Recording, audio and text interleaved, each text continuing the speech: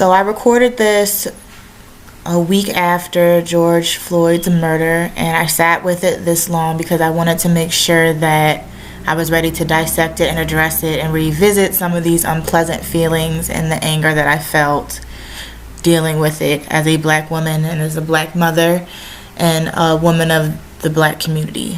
So I hope that I was able to deliver this to you in the rawest format possible, to echo some of the anger and frustration and the hurt and the grief that, like so many others, I've felt grieving George Floyd.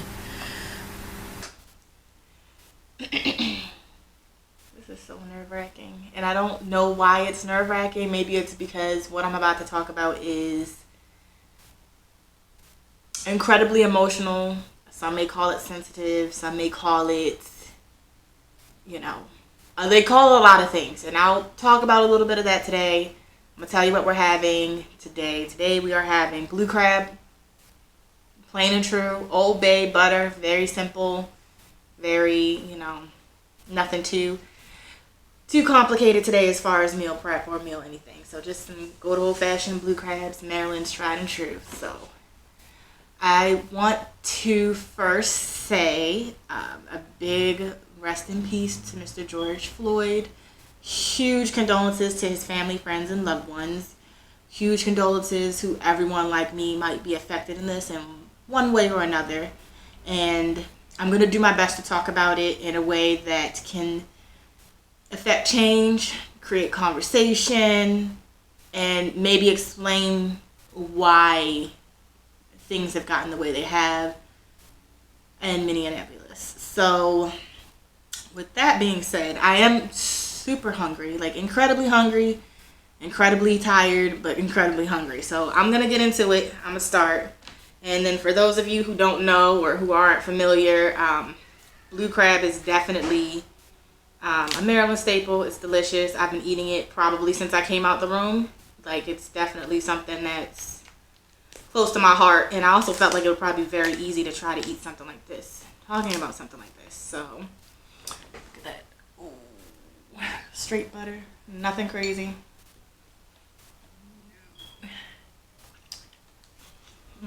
Mm-hmm. Yeah, can't complain.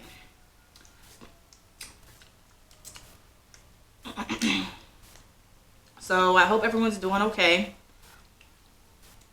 The coronavirus didn't go anywhere. It's still out there. Still running amok. Being annoying and interrupting my hot girl summer. Interrupting it, destroying it,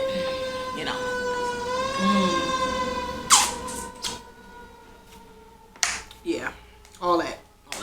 So, I hope everyone's staying safe and entertained, fed. Okay, that's so good.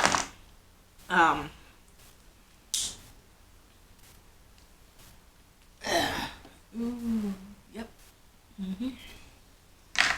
And,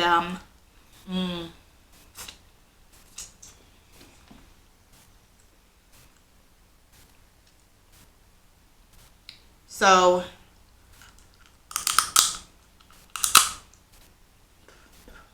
I know a lot of you guys, states may or may not be opening up right now. We're in the beginning stages of opening up. Everyone's in different places. So I hope that goes well.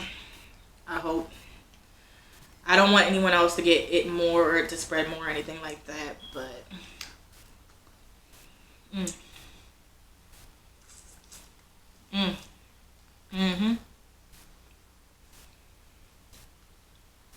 I am a little nervous because history does repeat itself, and when we had the Spanish flu plague in 1918, it was pretty bad because they opened up prematurely, and yeah, it went left, but hey.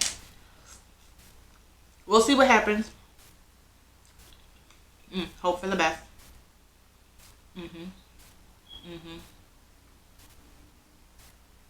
And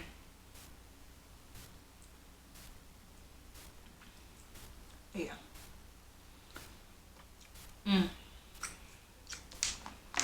So if you guys don't know or have not heard, for whatever insane reason that you haven't heard about what is happening in Minneapolis right now, if I'm not saying it right, I'm sorry.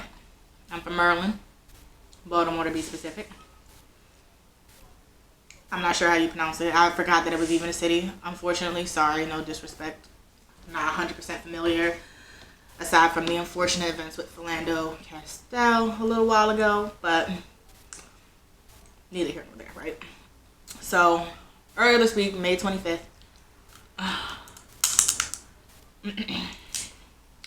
Mr. George Floyd was on his way to purchase groceries. Unfortunately, the $20 bill, or whatever he was using to pay at the time, was suspected of forgery or fraud. Non-violent, nonetheless, the store clerk decided to call the authorities. I love the crab claw meat. That's why I haven't gotten into the body yet. So if some of you guys are purists and eat the claws last, I'm sorry. Sometimes I eat them first because they're really that good. But yeah, he was suspected of paying with a forged method.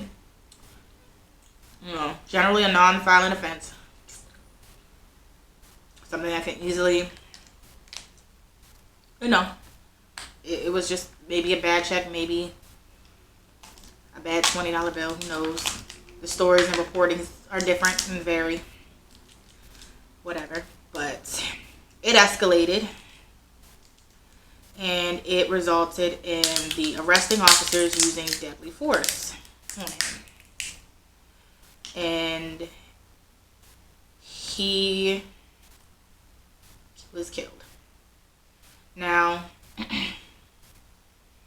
of course, me being a black woman and a mother to black boys, a lover to a black man, a sister to a black man, is no stranger to that being a real possibility when dealing with police in our community.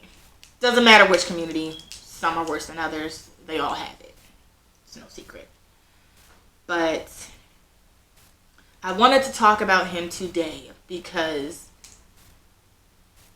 this is not the first, it is not the last, it is not new, it's here, it's ugly, and it's deadly. And we, as a community, now, when I say we, I'm not talking color just yet. I'm saying we, as the people who live here in this country, who work hard day in and day out and pay taxes, are failing each other. And we fail each other every time something like this happens and continues to happen.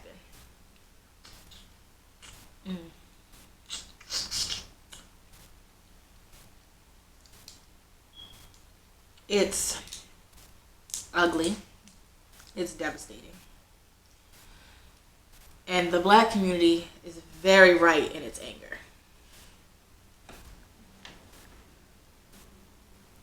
Lump crab.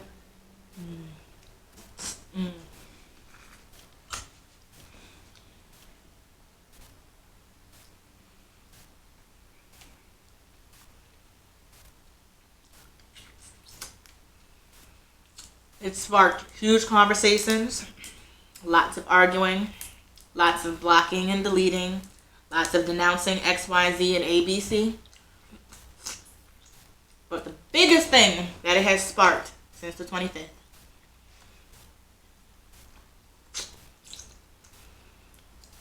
is rioting and looting. And I know that you all might have your very valid opinions about the effectiveness of looting and rioting.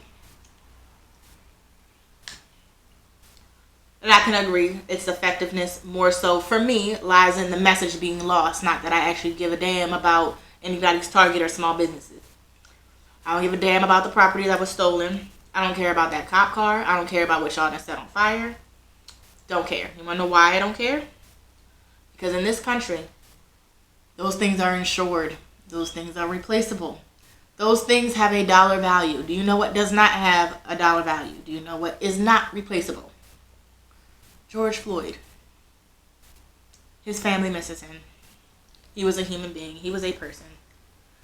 And so when I see my community, the black community, reacting poorly, which some may say poorly, I don't think it's poorly. I understand how they got here. He is not the first. He is not the last. Until something changes. So if they feel angry enough that they want to break some stuff and blow stuff up, I wish I was in a place that I could commit to being able to say that I would participate in something like that. I was here. Well, I wasn't here. I was actually away at college when Freddie Gray riots broke out. My community has also been there, sick and tired of being sick and tired. Feeling like we can't call the police for literally anything. And I mean literally anything. If you don't know, in the black community, calling the police for any reason is highly frowned upon. Not because we think that all police officers are horrible, because I don't think it's that at all. But we know there aren't horrible police officers. We generally sometimes interact with them more times than not. But guess what? Those police officers that are great and awesome and they do their jobs and they're so just and they're so righteous, where are they now? 3 of them stood by and watched them murder a man. Watched their co-worker joyfully, gleefully, with satisfaction on his face, suffocate a man in the middle of the street. On camera. They were driving by, they were driving up the street, they were in the vicinity. They all heard his pleas audibly. I can't breathe, I can't breathe. And did nothing.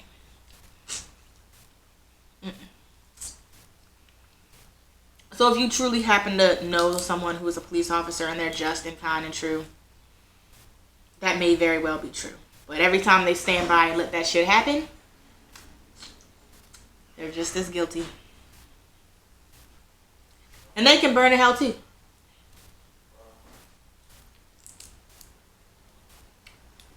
They murdered him, y'all.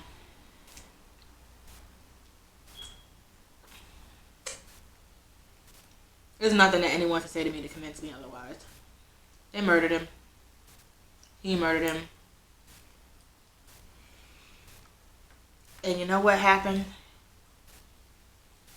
He was fired. Yeah, they fired him.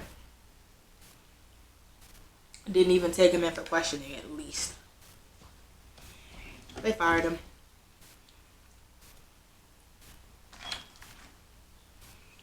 And then you know what he did for a couple days? He sat home ordering DoorDash.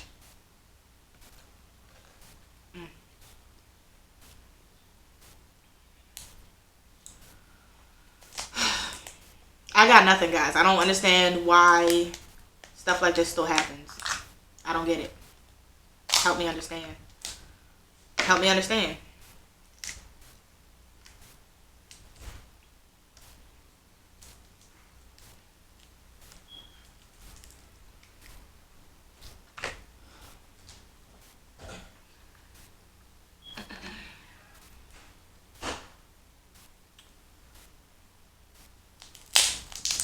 I don't understand, guys. I don't get it.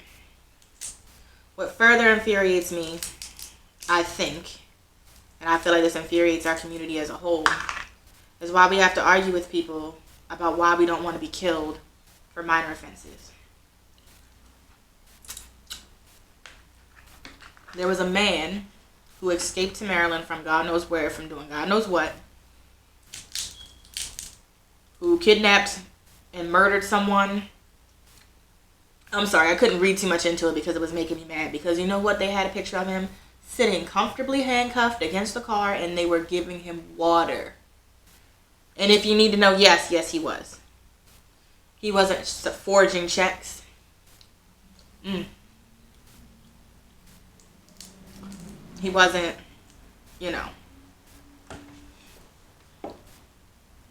He wasn't doing anything that I would consider nonviolent.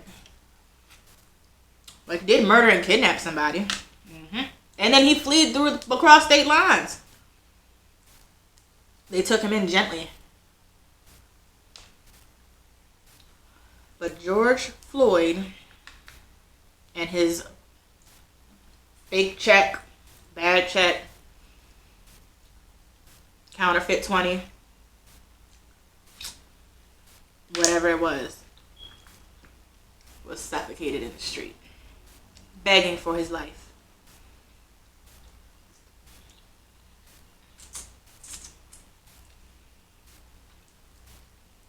All lives don't matter. They're irrelevant because they're not all treated the same.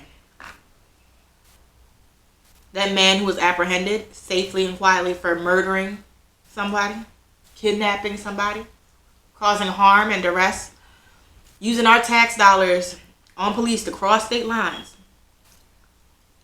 got to sit comfortably and get water fed to him. Yeah. But forgery cost you your life. Make it make sense. And literally the only difference between these two people, the only difference that I could see as to why they were treated differently, I gotta tell you, one was not black. You guess which one?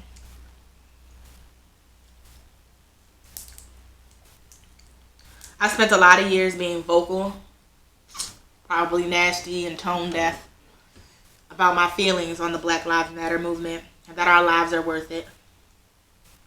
I went to high school with Corinne Gaines. I live in the same city where Freddie Gray was killed. I argued with strangers on dating websites about why Trayvon Martin didn't deserve to die because he looked suspicious. And fought back to defend himself over an unknown assailant attacking him. Make it make sense.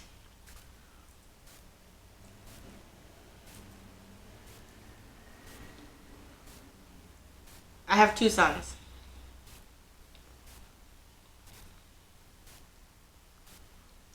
Two little boys that I love with all my heart. They're cute. They're adorable. They are loved. They are hilarious. They are everything that I could have ever hoped for in this world. And I have to grow up and tell them one day that you are considered a threat to a lot of people. And some of those people are armed police men and women that are supposed to protect you. I have to tell them that there's nothing really that they can do to protect themselves except for to be as compliant. Compliant gets you nothing, by the way. Doesn't guarantee a thing. That's possible. And maybe you'll get to come home to me.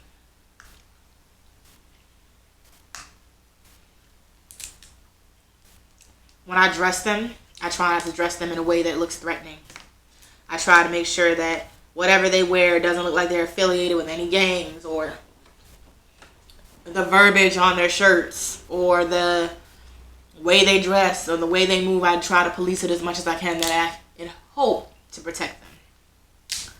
My brother goes out and does XYZ. He's grown. I worry about him every day. The man that I love and that I have children with goes out every day. And I know he's a hothead, and I know he's got the man stupid, unfortunately. And I don't want that to be mistook as that he's dangerous and deserves to be shot.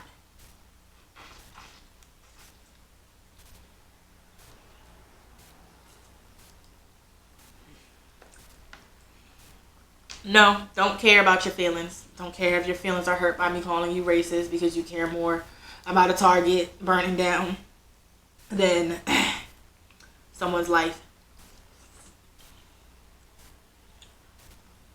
Because a lot of y'all that say that don't know what it's like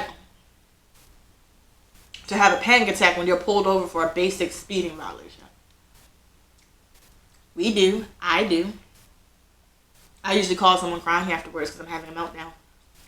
Oh, I just had to get somewhere so bad that I could have cost myself my life if I hadn't gotten pulled over by the wrong goddamn cop for speeding.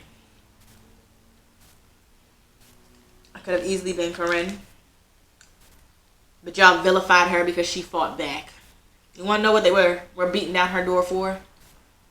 Traffic violations. Traffic violations.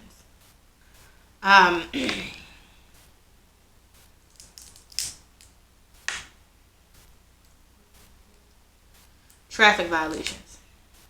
That's what they were at her door for when she decided that no, I'm not gonna go down all this heat for what? Traffic violations? And don't start. I don't give a damn what she believed or how she carried herself. You don't need a SWAT team to take somebody downtown for no damn traffic violations. Why are you being taken downtown for traffic violations in the first place? God only goddamn knows. Why? Explain it. Make it make sense. Make it make sense. If somebody can make that make sense for me, that she deserved to die over traffic violations, that she didn't deserve to defend herself because she felt like she was being attacked in her home unjustly. To hell with y'all.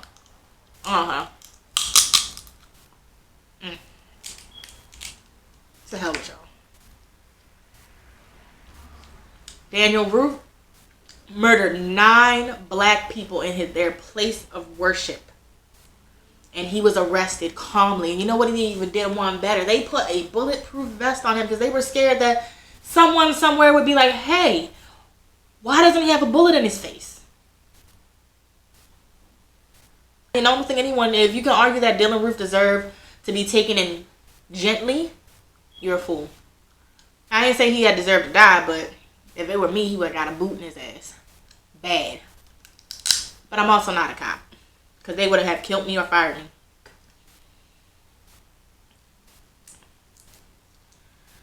I have too much integrity. I have too much soul. I have too much heart. All this say, if I was in one of those movies where you get shocked back to the past, like in that Octavia Butler story, Kindred, they would have killed my ass. They would have. But that's why my ancestors are so much stronger than I am. Not because they were weak or quiet, but they knew how to move and operate in a way so they can also survive while they figure out ways to fight back.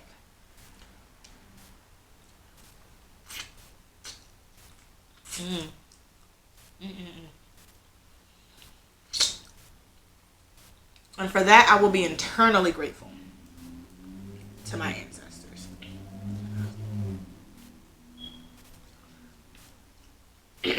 We, the community, we people of color, we the people who have been damned and cursed for whatever reason to feel the hatred of white people across the planet, for whatever ungodly reason y'all hate us so much that we deserve to die over fake payment methods, alleged fake payment methods at that. We have a right to be angry. We have so many reasons to be angry and to be mad.